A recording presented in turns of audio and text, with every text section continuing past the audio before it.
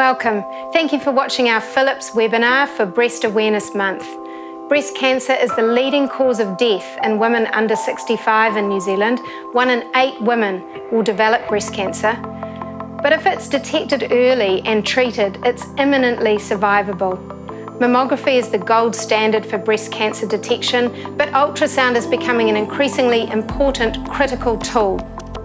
My name's Wendy Miller, and I'm the National Account Manager for Philips for ultrasound. I'm also a specialist breast sonographer. And my name is Rachel Hitchman. I'm the Clinical Ultrasound Applications Specialist for Philips here in New Zealand, and I'm also a sonographer. Wendy will be walking you through the fundamentals of scanning the normal breast, and then I will be taking you through how to optimise and utilise the technology on the Philips Epic Elite.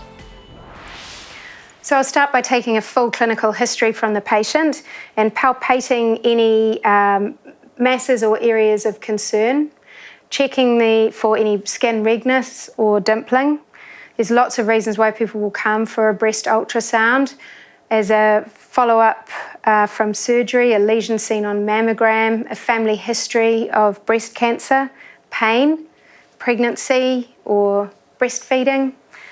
So I will start by doing a survey scan, a walkabout, just to determine the individual breast architecture. So this patient is 18, so super dense breast tissue. So young women have really dense breast tissue. What I'm looking at here is the skin, then the lobules of fat underneath, and then the glandular, dense breast tissue.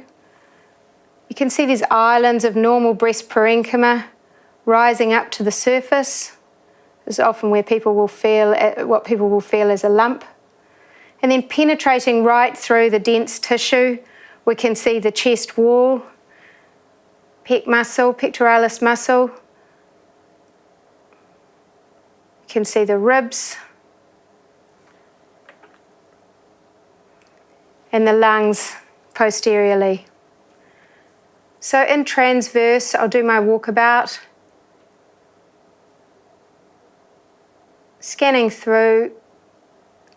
In the hyperechoic dense tissue, I can see the lactiferous ducts as black hypoechoic tubes, which I follow down to check for any intraductal lesions. Using the transducer as an extension of my hand, really, to bump over any palpable areas, ridges or masses. So I really do use a transducer also as a clinical tool. Cover the whole area of the breast and then turn into sagittal and repeat. See the ribs there. So penetrating really nicely to the back of the breast tissue.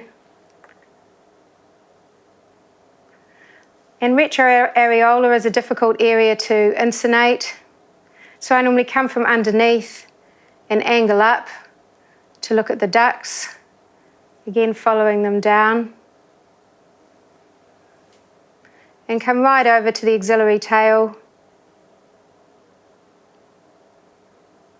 The breast's divided into 4 quadrants. So right upper outer, upper inner, lower inner, and lower outer. And then if I'm imaging, I would do that in the form of a clock face, 12 o'clock, 3 o'clock, 6 o'clock, and 9 o'clock. Any areas of interest, I'd use the nipple as a reference point, so 3 o'clock, 2 centimetres from the nipple, 12 o'clock, areolar margin. Then I'd come into the axilla. I'm actually going to move to the left axilla, just because I know there's some chunky nodes here from a recent COVID vaccine. We're seeing this a lot, unilateral lymphadenopathy from vaccination. What I'm looking at here is the hyperechoic fatty hilum and the hypoechoic cortex, which you can measure. The cortical thickness. These would probably look quite abnormal, these nodes, if I didn't know the history. So I look at the morphology in B mode, pop some colour on. Beautiful colour of really slow flow in these nodes. And we've also got microflow, really slow flow. So to really get an idea of the vasculature within the lymph node, very slow flow.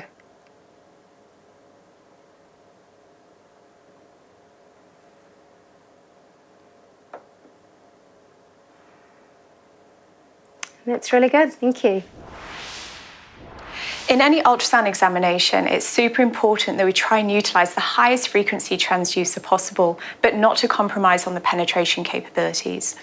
Today, we're going to be using the Philips EL184. This is an ultra broad bandwidth transducer with a frequency range of 2 to 22 megahertz. The pure wave crystals coupled with the fine elevation focusing allows us to get incredible resolution from the near field of the image all the way to the far field. This transducer can penetrate up to 14 centimeters depth, and I like to think of it as 2 probes in 1. So the advanced breast preset on the Philips Epic Elite comes with tissue aberration correction. Tissue aberration correction, or abbreviated to TAC, corrects with the speed of sound through different tissue compositions. So that's something that we regularly require in breast imaging when you have the fatty lobules and then the denser breast tissue. On the touchscreen, the preset will default to TAC 1. That corrects with the speed of sound through fat. If you find that you have a little bit more of a fatty layer at the top, you can choose TAC 2 just by touching the touchscreen. And that will just allow a bit more of a uniform image from the near field all the way to the far field. So I've just come over to the patient's left axilla. As Wendy identified earlier, there was a little bit of unilateral lymphadenopathy just up here due to a recent vaccination. I'm in a longitudinal section with my transducer, and I'm just going to press the colour Doppler button. And here you can immediately see the hilum of the lymph node illuminating with colour. If you wanted to interrogate this area further and get a little bit more finer detail and higher resolution, what you can do is enter a MFI. This is Philips microflow imaging. You can see that we've now got a blue map and we're getting a lot more detail of the vessels within the hilum of the lymph node. Philips have created artifact suppression algorithm that really helps us to image near the thoracic cavity and counteract respiratory movements that can sometimes challenge us when we're looking for fine vessel detail. Next to MFI, we also now have MFI HD. When I press that on the touch screen, you can see that it automatically zooms the image up. This is twice the sensitivity and resolution as normal MFI, and this really allows you to interrogate those tiny wee vessels. If this was a malignant lesion, you'd be able to see the feeder vessels all around and get a really good idea of the architecture of the vascularity. So when scanning, you have another option available to you.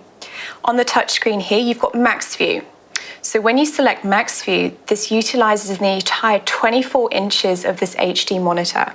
It doesn't just magnify the image that we have, it injects over 1 million more pixels. If you also wanted to use true trapezoid on this transducer, you can get yourself an extra 38% of viewing area.